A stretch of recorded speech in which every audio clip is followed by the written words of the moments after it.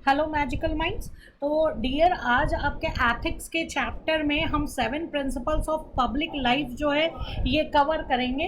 तो 7 principles of public life की अगर हम यहाँ पर बात करें तो ये जो है फर्स्ट टाइम ये जो 7 प्रिंसिपल्स ऑफ पब्लिक लाइफ है आपके एमसीक्यू में पूछा जा सकता है। फाउंडेशन में भी आपके कोर्स में ये था और यहाँ से एमसीक्यू आता है, इवन कभी कभी डायरेक्ट क्वेश्चन भी यहाँ से आ जाता है। तो आपके एग्जामिनेशन पॉइंट ऑफ व्यू के से इम्पॉर्टेंट है ये। तो 7 प्रिंसिपल्स की अगर हम बात करें तो ये फर्स्ट टाइम लॉर्ड नॉलन ने फर्स्ट टाइम 1995 में जो है ये 7 प्रिंसिपल्स जो थे वो सेट किए थे।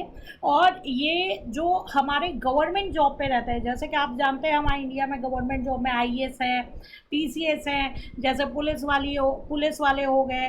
तो ये सब आपके गवर्नमेंट जॉब में जितने भी मतलब रेलवे कर्मचारी हैं ये सब यहाँ पर आएंगे। इनके ऊपर ये जो है 7 प्रिंसिपल्स जो हैं वो लागू होते हैं। तो ये जो प्रिंसिपल्स थे इनको बनाने के लिए ब्रिटिश गवर्नमेंट ने एक कमेटी बनाई थी और जिसको बोला गया था committee on standards in public life.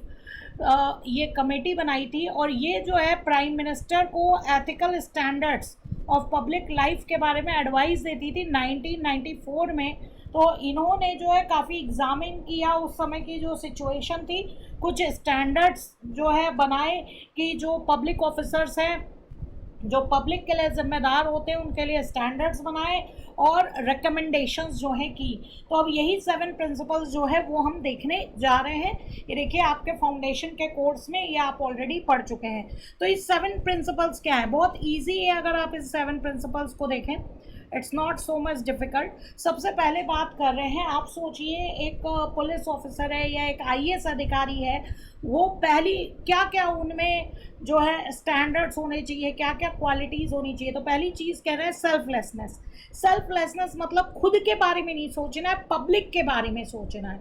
जो भी पब्लिक ऑफिसर्स हैं, जो भी पब्लिक ऑफिस को होल्ड करते हैं, जब भी वो कोई डिसीज़न ले रहे हैं उनको अकेले लेना है। उन डिसीजंस में अपने फैमिली मेम्बर्स, अपने फ्रेंड्स के बेसिस या उनके बेनिफिट को देखते हुए उनको डिसीजंस नहीं लेना है। तो खुद के बारे में नहीं सोचना है, खुद की फैमिली या फ्रेंड्स के भलाई के बारे में नहीं सोचना है, जो भी हमारे गवर्नमेंट ऑफिसर्स होते हैं। तो 7 प्रिंसिपल्स ऑफ पब्लिक लाइफ में सेल्फलेसनेस की बात की जाती है कि वो जो है पब्लिक ऑफिस को होल्ड कर रहे हैं तो उनको पब्लिक इंटरेस्ट के हिसाब से जो है अकेले डिसीजन जो है लेना है। फिर दूसरा आपका प्रिंसिपल आता है इंटीग्रिटी। इंटीग्रिटी का मतलब होता है एक ऐसी पर्सनालिटी जो ऑनेस्ट है, जिसके ऊपर जो इंडिपेंडेंट तौर पे काम करती है, जिसको मतलब कि ब्राइब नहीं दिया जा सकता। तो ऑनेस्टी की बात आप ऑडिटर के लिए भी ये जो इंटीग्रिटी टर्म है ये पढ़ते हैं। तो यहाँ पे ये कह रहे हैं कि जब भी जो भी आपके पब्लिक ऑफिसर्स होते हैं वो फाइनेंशियल या अदर ऑब्लिगेशंस जो है फाइनेंशियल्स या अदर ऑब्लिगेशंस, मतलब कि ऐसा नहीं है कि किसी से पैसा लेकर उन्होंने जो है काम कर दिया। जो ऑर्गेनाइजेशन के आउटसाइडर्स हैं उन्होंने उनको ब्राइब दी और उन्होंने पब्लिक इंटरेस्ट को ना देखते हुए अपनी ऑफिशियल ड्यूटीज़ में ब्राइब लेकर जो है काम किया है, जैसे कॉन्ट्रैक्ट वगैरह पास कराना होता है, टेंडर देना होता है। तो इसके लिए कभी कभी आपके सुनने में आते हैं जो स्कैम्स होते हैं कि उन्होंने जो है ब्राइब ली हुई है, तो ये सब उनको नहीं करना है। थर्ड पॉइंट में यहाँ पे बात कर रहे हैं ऑब्जेक्टिविटी की। ऑब्जेक्टिविटी का मतलब कि उनको बहुत ऑब्जेक्टिविटी यानी कि पब्लिक के हिसाब से सोचना है, उनको अपने पर्सनल इंटरेस्ट के हिसाब से नहीं सोचना है। जब भी वो कॉन्ट्रैक्ट जो है अप्रूव कर रहे हैं, किसी इंडिविजुअल को रिकमेंड कर रहे हैं कि हाँ, जैसे फॉर एग्जांपल जन धन योजना है तो किसके अकाउंट में पैसा जाना चाहिए ये डिसाइड कर रहे हैं, तो सही बंदा होना चाहिए। तो उनको दूसरों के हिसाब से सोचकर काम करना है, दूसरों के हिसाब से एग्जैक्ट जो सही चीज़ है उसके अकॉर्डिंग जो गवर्नमेंट के रिवॉर्ड्स और बेनिफिट्स हैं वो देने हैं, क्योंकि वो पब्लिक के लिए काम कर रहे हैं और उनको मेरिट बेसिस पे उनको चूज़ करना चाहिए। मतलब कि जिनके लिए बोला है गवर्नमेंट ने उसी के हिसाब से उनको काम करना चाहिए, नहीं अपना पर्सनल बायस उसमें लगाएं, ऐसा नहीं करना चाहिए। फिर नेक्स्ट फोर्थ प्रिंसिपल में बात करें अकाउंटेबिलिटी। अकाउंटेबिलिटी का मतलब होता है जवाबदेही। जो भी वो डिसीजंस लेते हैं को जो भी गवर्नमेंट ऑफिसर्स है जो भी डिसीजंस लेते हैं या एक्शंस लेते हैं वो उसकी जवाबदेही उनकी पब्लिक के प्रति है। वो उन्होंने वो डिसीज़न क्यों लिया, क्या कारण था, ये सारी चीज़ें बहुत सोच समझकर उन्हें जो है डिसाइड करनी चाहिए, क्योंकि वो जो भी डिसीज़न ले रहे हैं या जो भी एक्शन कर रहे हैं उसकी उनके ऊपर जवाबदेही होती है। तो अप्रोप्रिएट बेसिस पे उनको जो है वो चीज़ें चेक करनी चाहिए, उसकी स्क्रूटनी करनी चाहिए जो भी काम हो रहा है। ओपननेस का मतलब है ट्रांसपेरेंसी है। भाई हमने कहा वो डिसीजंस लेते हैं, डिसीजंस के और उनके एक्शंस के लिए उनकी जवाबदेही होती है।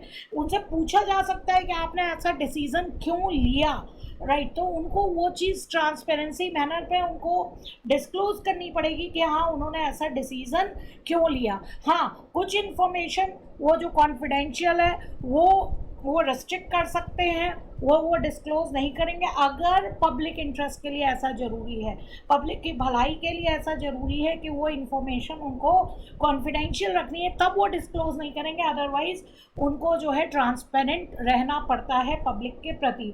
नेक्स्ट बात कर रहे हैं ऑनेस्टी की। ऑनेस्टी मतलब प्राइवेट इंटरेस्ट को उनको साइड में रखना है, उनको पब्लिक इंटरेस्ट के हिसाब से जो है काम करना है। कोई भी इशू वो रिजॉल्व करते हैं, कोई भी कन्फ्लिक्ट जो है वो रिजॉल्व करते हैं, उसमें उनको पब्लिक को प्रोटेक्ट करना है, पर्सनल इंटरेस्ट को ध्यान में नहीं रखना है। और लास्ट आता है लीडरशिप। वो अगर पब्लिक ऑफिसर्स हैं तो वो पब्लिक की जिम्मेदारी ले रहे हैं, एक लीडर की तरीके से काम कर रहे हैं, तो उनको जो है इन प्रिंसिपल्स को फॉलो करना चाहिए, सपोर्ट करना चाहिए और एक प्रॉपर लीडर के तौर पे काम करना चाहिए ताकि वो सब के लिए एक बेहतर एग्जाम्पल बन सकें। तो ये आपके 7 प्रिंसिपल्स ऑफ पब्लिक लाइफ थे।